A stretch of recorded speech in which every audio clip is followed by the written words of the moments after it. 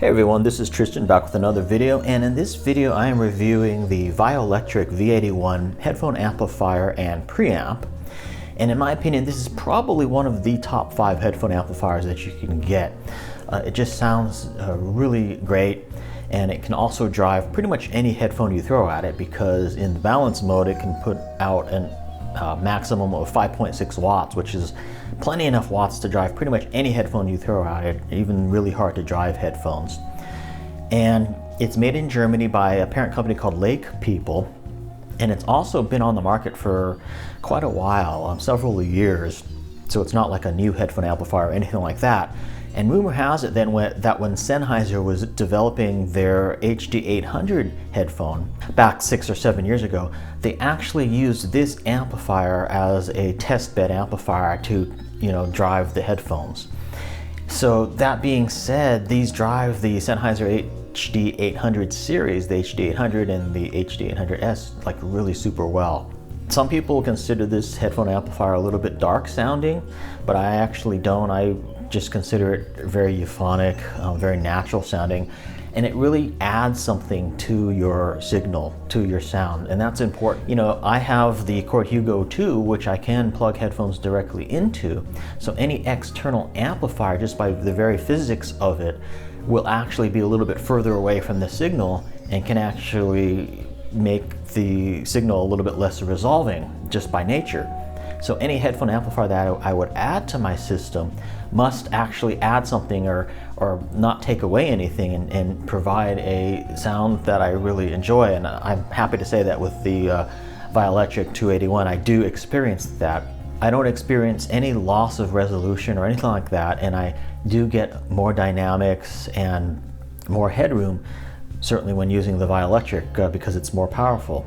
So what I hear out of the Violectric compared to just directly out of the Chord Hugo 2 is certainly a better bass and a better damping factor for my headphones as well.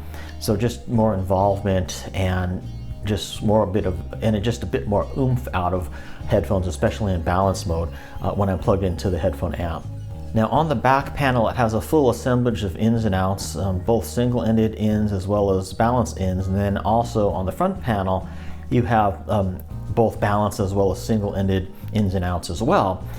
And they've done a really good job with the internal circuitry with this, because it pretty much sounds equally as good whether you're running single-ended in or balanced in to the amp, or whether you're running single-ended out or balanced out from the amp. And you can do any combination of those things, and the sound signature doesn't really change or anything like that. Some headphone amplifiers will sound really crappy when you have both balanced and single-ended out, and you use the single-ended instead of the balanced. The Shit Audio amps are an example of that, in my opinion. On those amps, if you have a balance out, you really want to use the balance, because that's going to be the better one. Whereas on this Violectric amp, the single-ended sounds just as good as balanced. The only difference is balance, you're getting more power out of it. You're getting the full, you're taking advantage of the full power capabilities that the amplifier is capable of. But in terms of sound signature, that doesn't change much, and they've done a very, very good job with the internal circuitry inside, and that's one of the special things about this amplifier. And if you have brighter sounding headphones such as the Sennheiser HD800 series, this amp really does drive those quite well and makes those sound just ideal, in my opinion. But even if you have headphones that aren't super hard to drive or have like a lower impedance, such as my Audeze LCD4Zs, it drives those really well too and sounds really great with those, and definitely still adds a nice damping factor with those headphones as well. The only headphones where this amplifier may not be ideal would be for IEMs, because with very sensitive IEMs, if you plug them into here, you might hear a little bit of amplifier noise, because it's not a totally silent amplifier with a very efficient IEM. So I wouldn't use this to drive IEMs, but I would use this to drive full-size headphones with no problem. The other thing I really like about it is it has a switch on it, so I can keep my headphones plugged in at all times here. And then if I want to switch to speakers, because I do use this as a preamp as well, using the preamp outs on the back, I can just put it to the line out here and have that on and turn the headphones off, so the headphones aren't being driven when I'm listening to speakers. and these are independent. So if I want to just turn the speakers off, the preamp off, I would just turn the line off, and then I could turn the headphones on, and now the headphones are on. And then I can turn them both on if I want, or both off if I want. So that's really a plus there. The buttons here are the input buttons. So you have the RCA inputs as well as the XLR inputs. So that's one or the other. And of course the big knob in the middle is the volume knob. Kind of reminds me of Porsche, because like on a Porsche dashboard, the most important thing is the tachometer, and that's the biggest dial that you see on a Porsche dashboard, which makes a lot of sense. That's like the most important thing, so that should be the biggest.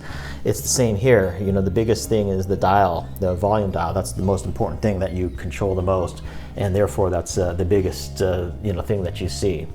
Here you've got a balance control knob here, which I don't really use, but you can do that for fine adjustments of balance. And then here you have your 4-pin XLR balance headphone output, and then you've got 2 1/4-inch single-ended headphone outputs right there. And they all work together at the same time, if you want to do that, like if you want to share listening or with somebody else or something like that. And then here is your power button right here. So all in all, it's got a really sort of nice, austere sort of look and feel to it, and design. And as you can see, it's got a shoebox kind of design, and it works for me in my space, although some people have complained that they don't necessarily like that design. But I kind of like that form factor. It should also be noted that Lake People has a new line of more high-end headphone amps that they just came out with as of this video, called the Nimbus, and that's a lot more expensive. I think that's in the $4,000 to $5,000 range, but it's supposed to perform quite well as well, and just be maybe a little quieter and just have more upgraded components inside. But I think for the price, the Violectric line is going to be really hard to beat. There's just something special about the sound signature of them. They just sound really great and just have a really great sound to them. And I've talked to a couple different manufacturers at different shows, and they also agree. For instance, one of the shows, AudioQuest, had this very same amplifier that they were using to demo their AudioQuest Night Owl Carbon headphones, and they were saying that this is like one of their favorite amps, if not their favorite headphone amps of all time. I've heard other headphone amplifiers that, while powerful, seem to actually take away something from the signal versus when I plug directly into the Cord Hugo 2 or my Cord Hugo TT. And that's not the case with this one. This one doesn't seem to take away anything. It actually adds something. It adds more euphonics and more fun to the overall sound signature that I hear. And that's something that I really appreciate about this amp, and I wouldn't really like using a headphone amplifier if it took away something versus adding something, and I'm happy to say that the Violectric V281 definitely adds something to my enjoyment level and to my sound signature. Now it's kind of become one of those sort of classic headphone amplifiers that kind of rises above many of the rest. Thanks for watching this video. For questions and feedback and comments, I will be hanging out in the comments section. And if you thought this video was cool, give it a thumbs up. If you thought it sucked, give it a thumbs down. And I'll see you in my next video. Thanks for watching.